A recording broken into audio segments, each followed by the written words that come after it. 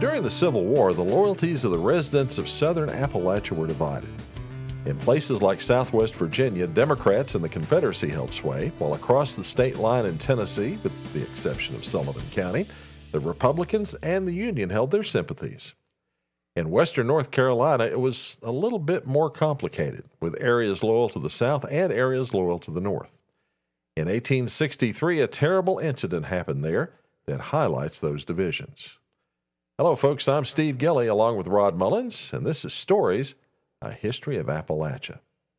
Now, before we get started, I'd like to ask you to go down below and click that subscribe button and ding the bell so you get updates on every new episode of Stories that comes out. We'd also appreciate it if you'd give us a thumbs up as well, if you don't mind. And no matter where you're at, whether that be Facebook, Twitter, TikTok, Reddit, or wherever you hang out online, please share us with your friends.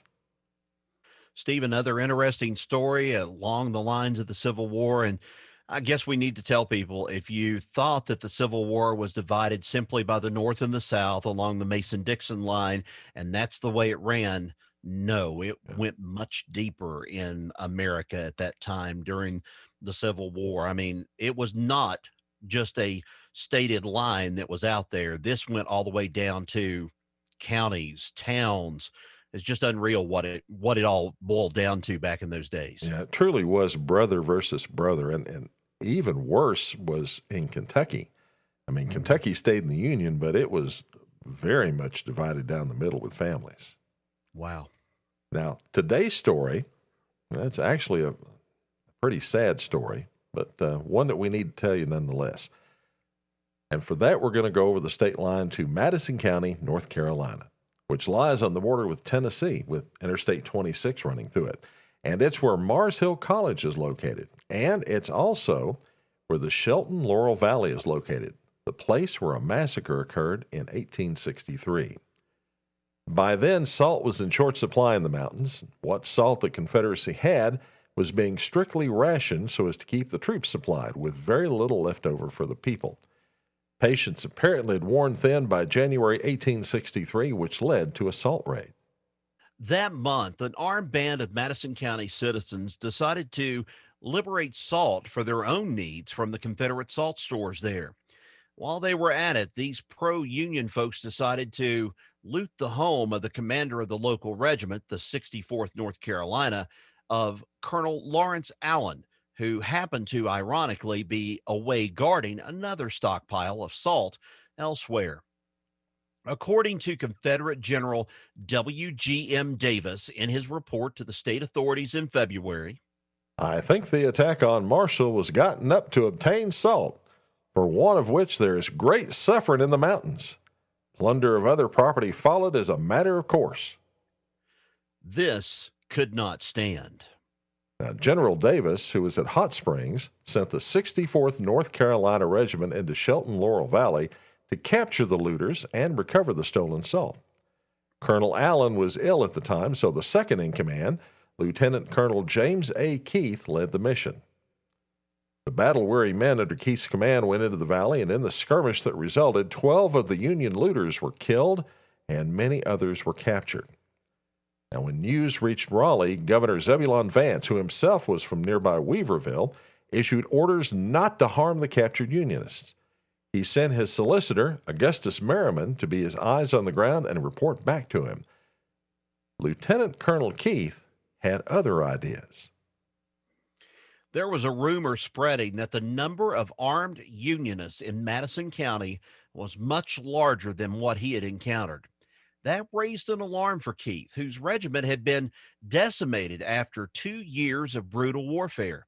He feared being overwhelmed, so he ordered his men to begin the search of every nook and cranny in Shelton Laurel Valley, hoping to uncover every last Union sympathizer there could be. To do this, Keith's men approached the valley from two directions. One unit led personally by Lieutenant Colonel Keith, the other by his now well commander, Colonel Allen. As they moved to meet in the middle of the valley, Union snipers hiding in the woods fired on the Confederates. The 64th returned fire, killing 8 men. The soldiers soon encountered a larger, more organized force at the home of Bill Shelton, a group of over 50 riflemen. A battle commenced in which 6 of those men were killed. At this point, Colonel Allen received a message that his 6-year-old son had just died. He hurried to his house in Marshall, where he found his 4-year-old daughter dying as well, both children the victims of scarlet fever. He buried his children the next day, then returned to Shelton Laurel Valley on January 16th to confront those looters who had ransacked his home and likely infected his children with the disease that killed them. By this time, the 2 parts of the regiment were reunited, but they had no success getting any information on who the Salt Raiders were. So they decided to use other means to find out. Lieutenant Colonel Keith rounded up several women and began to torture them, hoping to force them to give up information on the whereabouts of their husbands and sons. They hanged and whipped one woman, 85-year-old Eunice Riddle. They also hanged Mary and Sarah Shelton, nearly killing them. One newspaper report of the incident read, Old Mrs. Sally Moore, 70 years of age, was whipped with hickory rods until the blood ran in streams down her back to the ground. Martha White, an idiotic girl, was beaten and tied by the neck all day to a tree. Unsuccessful with this method, the Confederates switched to burning homes and killing livestock and rounding up 15 prisoners. Keith decided to march them over the mountains to East Tennessee, which a large Confederate force had managed to gain control over, and turn them over. On the way, though, 2 of the prisoners managed to escape into the mountains, so Lieutenant Colonel Keith made a fateful decision. He ordered the remaining 13, which included children, into the woods. And there, Rod, he had 5 of them executed on the spot.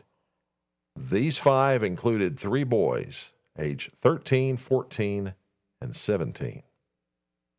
Wow.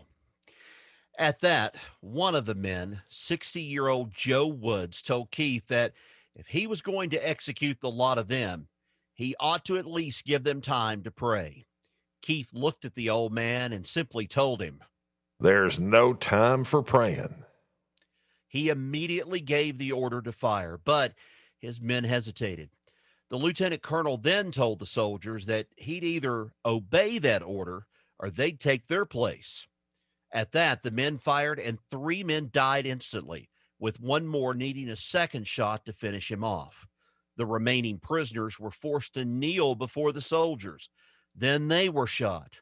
All died instantly except for a 13-year-old, David Shelton, who grabbed the legs of one of the officers and begged for his life.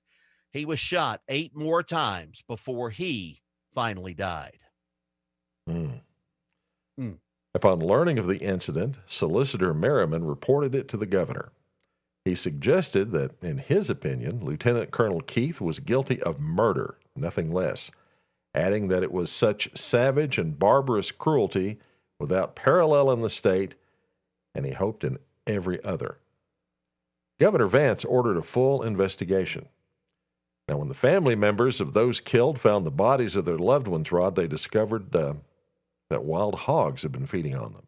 Oh, gosh. They made a new cemetery in which to bury the bodies, and they swore revenge against the men responsible. Well, after the war, James Keith was tried and convicted of the massacre in a civilian court.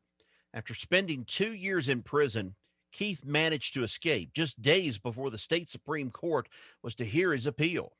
He disappeared, never to be seen again, and the state eventually dropped the case. Colonel Allen, the commander of the 64th, was suspended for 6 months by the Confederate Army. 5 widows of the men slain petitioned Congress for pensions, but they were unsuccessful. Wow. Yeah, that's a terrible story. I mean, we tell stories all the time. That's probably one of the saddest I think we've ever shared with anybody. Yeah, no humor in this whatsoever. I mean, this was barbaric. This was brutal. I mean, it's almost of these things that you hear tell of, maybe today, and these things of over in foreign countries, but this happened in Appalachia. This happened here. That's really nerving to hear this. Well, things happen in war. You just hate to see it happen to innocent civilians. Mm-hmm. But even back then, yeah, that did indeed happen. Wow. And folks, that is the story of the infamous Shelton Laurel Massacre, another bit of the history of Appalachia. Thanks for listening. You can subscribe to the Stories Podcast at Apple Podcasts, Stitcher, Spotify, Google Podcast, iHeartRadio, TuneIn, Radio Public, Audible, Amazon Music, and I can go on, but just pick your favorite app, and you can subscribe to the Stories Podcast. Till next we meet, so long, everybody. So long.